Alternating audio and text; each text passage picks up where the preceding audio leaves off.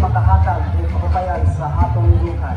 Sa matag biblisyo ni Haring Adlaw, nagasaad o katumanan sa pangandoy sa katawhan. Sa matag dahon o kabulatan sa kakahulan, magdugag kaalam sa atong mga katawhan. Sa matag dagay sa tubig gikan sa iyang hinugdan, maoy magatag o katagbawan sa uhaw natong mga kinahanglan. Subay ninyo panulong kita sa karagatan, di makita at abunda at pagmaya sa pinabuhin ng Pilipinas. Sama sa tuki na naghatag og kalambyo sa lumatang lumulupyo o nagaabni sa mga langyaw sa pagduaw sa binatang Oslo.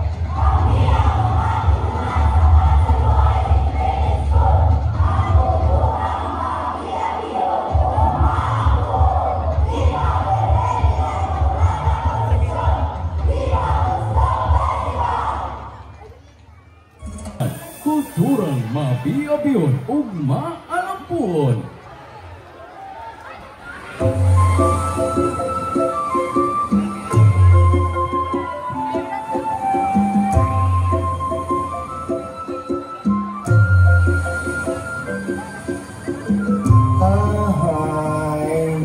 Namong pud ani mga tukiya oy.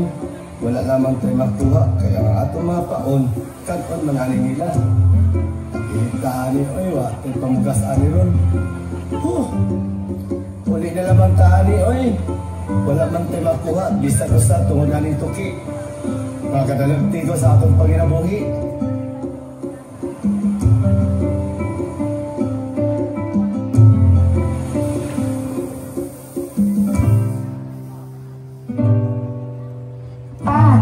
Naamoy ko ha? Wala lagi, kay ilugon man ang mga paon sa mga tuki. Samog kaayo, kanas kaya ni sila mawala. Okay na pa, mag-ampo lang ta. Natabangan ta sa mahal na Birhen Maria.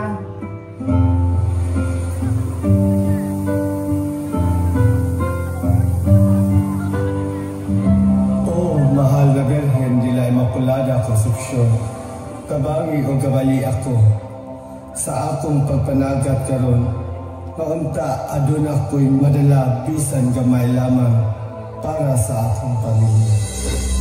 Never shall call me blessed, they will be blessed. Mary, our mother, teach us to pray. Naanasad ni mga toki, nagsamok-samok na saan. Hey, could you please guide the wheelshots here? We wanna take pictures from them.